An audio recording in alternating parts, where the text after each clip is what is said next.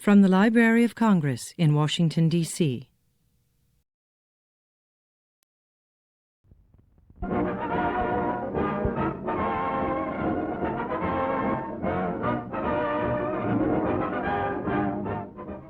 All American News brings you our people's contribution to America and freedom.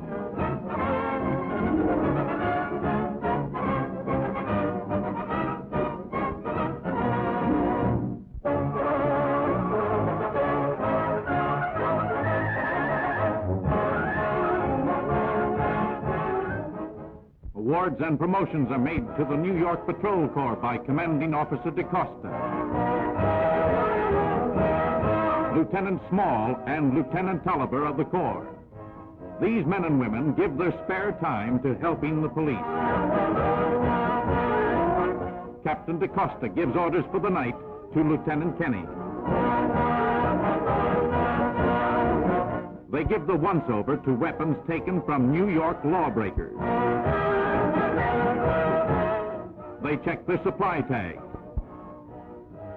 This group is a small part of the New York Patrol, which does a great job in helping to enforce the law.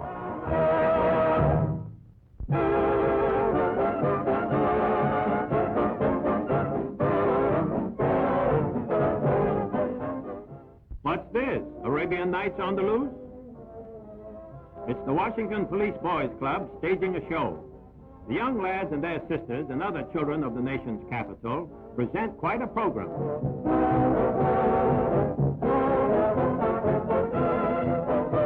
What's a show without glamour girls? Here they are.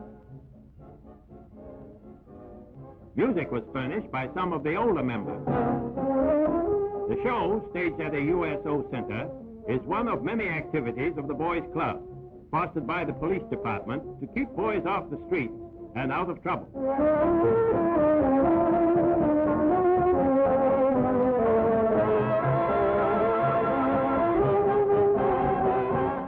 The club gives youngsters a chance to show their talents. It instills good citizenship, good conduct and usefulness into these young citizens of tomorrow, and does a fine job.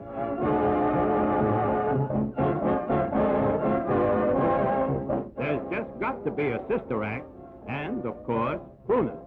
Congratulations are in order.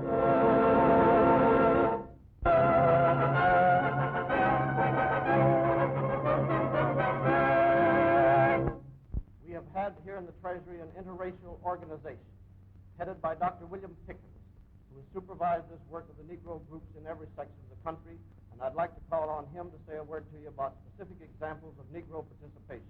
Dr. Pickens.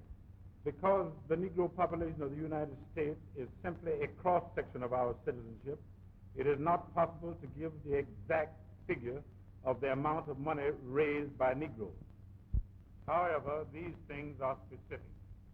The Negro schools have bought enough bonds to justify the naming of jeeps, planes, tanks, and bombers in the names of their schools.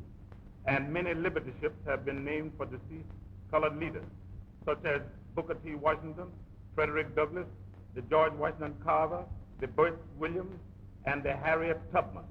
In the latter case, to show appreciation for the first government ship named in the honor of a colored woman, Negro women's organizations bought war bonds for about $4 million, or almost twice the cost of the ship.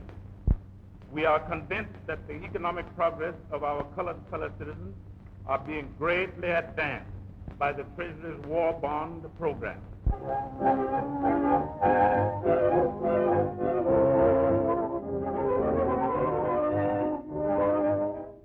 Todd Duncan, renowned singer, remembered best for his starring role in Porgy and Bess. A few last-minute touches to one of his arrangements, for he's going on a long concert tour.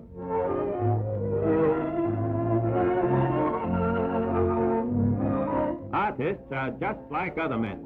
The wife has to do the packing. Mrs. Duncan will accompany him. A going-away gift, a new hat. They're going to South America.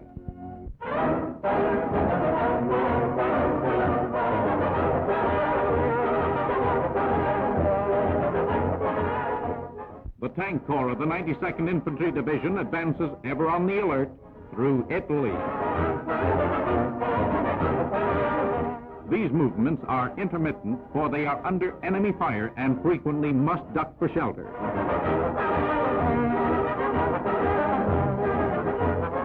A group of engineers take a rest near a protective wall as German shells hit close by. The going is tough. Our boys often gain only a few yards a day.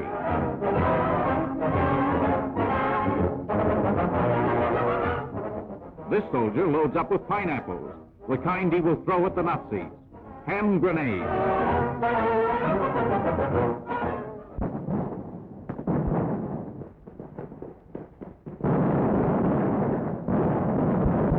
Always on the move. Constant shelling by the enemy causes men to hit the ground, then run for it. The German shell hits its mark.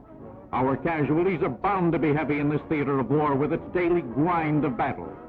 United States Signal Corps cameramen record the rescuing of the wounded, some of them being Nazis.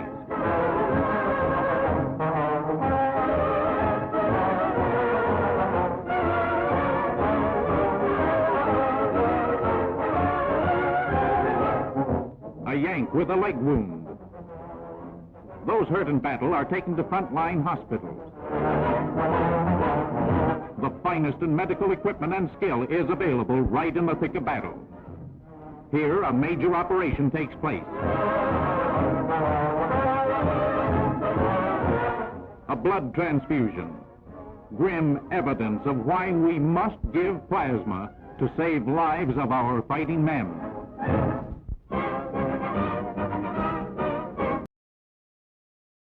This has been a presentation of the Library of Congress.